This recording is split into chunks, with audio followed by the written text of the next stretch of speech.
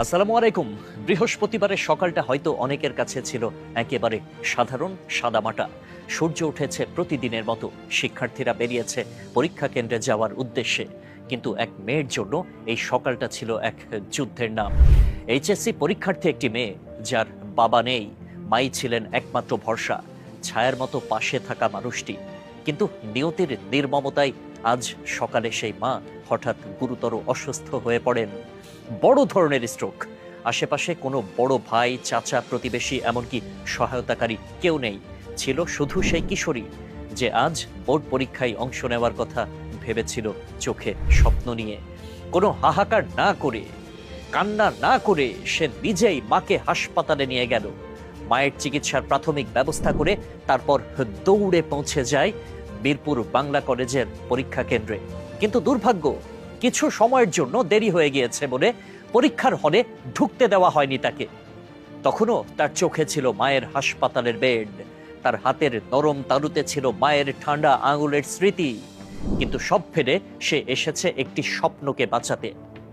তবে হলের গেটের সামনে দাঁড়িয়ে কান্না চেপে রাখা এক মুখ। তাকে আমরা কি দিলাম? আমরা দিলাম সিস্টেমের কঠিন দেয়াল, যেটা মানবিকতা চেনে না। নিয়ম দেখিয়ে বলা হলো সময় পেরিয়ে গেছে, তাই তোমার প্রবেশ নিষিদ্ধ। কেউ একজন হয়তো বলল এটা নিয়ম, ব্যক্তিগত কষ্ট এখানে বিবেচ্য নয়। কেউ হয়তো চোখ ফিরিয়ে নিল, যেন কিছুই হয়নি। কিন্তু প্রশ্ন হলো, আমরা কি একটুও ভাবি না? কেউ কি নিজের আনন্দে, নিজের ইচ্ছায় পরীক্ষায় দেরি করে আসে? কেউ কি জেনে শুনে নিজের ভবিষ্যৎ প্রশ্নবিদ্ধ করে? এই মেয়েটি কি সাজগোজ করে আড্ডা দিয়ে সময় নষ্ট করছিল? না তো, সে ছুটেছে হাসপাতাল আর পরীক্ষা, দুইয়ের মাঝে এক অসম যুদ্ধ লড়ে। তার চোখ ছিল আতঙ্কে ভরা, তার শরীরে ছিল ক্লান্তি, আর তার হৃদয়ে ছিল অসমাপ্ত দুশ্চিন্তার পাহাড়। কিন্তু আমাদের কাঠামো বলল, না, তুমি পরীক্ষা দিতে পারো না। আমাদের এই নিয়মটা কি তবে শুধু দুর্বলদের জন্য? যারা বড়লোক, যারা প্রভাবশালী, তাদের জন্য কি সময় থেমে থাকে না? আমাদের রাষ্ট্র কি কখনো প্রশ্ন করে কে কেন দেরি করলো? একটা মেয়ে যখন তার মাকে বাঁচাতে ছোটে, তখন তার মানবিক দিকটা কি সত্যিই এতটাই মূল্যহীন?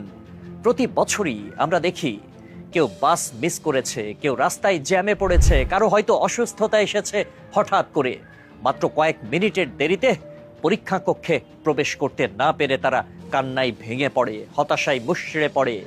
আর এভাবেই একটি বছর, একটি স্বপ্ন, একটি সম্ভাবনা ছিটকে পড়ে কঠিন বাস্তবতায়। আমরা যদি একটু মানবিক হতে পারতাম, আমরা যদি পরীক্ষা কেন্দ্রে দায়িত্বে থাকা ব্যক্তিদের হাতে এমন কিছু ক্ষমতা দিতাম যাতে তারা বিবেচনা করতে পারত কে ইচ্ছাকৃতভাবে দেরি করেছে আর কে জীবন মরণ লড়াই পেরিয়ে এসেছে। একটা মেয়ে যখন প্রবেশপত্র হাতে নিয়ে, কলম ব্যাগে নিয়ে, চোখে মায়ের উদ্বেগ নিয়ে এসে বলে আমি পরীক্ষা দিতে চাই, তখন আমাদের উচিত নয় কি তাকে সেই সুযোগটা দেওয়া? কারণ পরীক্ষার হলে ঢুকতে পারা মানে কেবল একটি প্রশ্নপত্র হাতে পাওয়া না। এটা মানে তার আত্মবিশ্বাসকে সম্মান জানানো, তার সংগ্রামকে স্বীকৃতি দেওয়া। আজকের এই মেয়েটি হয়তো পরীক্ষায় অংশ নিতে পারেনি, হয়তো তার একটি বছর হারিয়ে গেল, কিন্তু প্রশ্ন রয়ে গেল, আমরা কি তাকে ব্যর্থ করিনি? আমাদের নিষ্ঠুর নিয়মে, অনুভূতি শূন্য কাঠামোতে কি আমরা তার কষ্টকে অপমান করিনি? এখনই সময় পরীক্ষার নিয়মে মানবিকতার একটি জানালা খোলা রাখার। সময় পেরিয়ে গেলে কোনো শিক্ষার্থী যদি বৈধ কাগজপত্র সহ উপস্থিত হয়, তার পেছনে যদি থাকে কোনো বাস্তব সংকট, তাহলে কেন নয় সুযোগ? একটু সহানুভূতি, একটু সদিচ্ছা আর একটু মানবতা, এটুকুই তো চাই এদেশের প্রতিটি সংগ্রামী শিক্ষার্থী। আল্লাহ হাফেজ।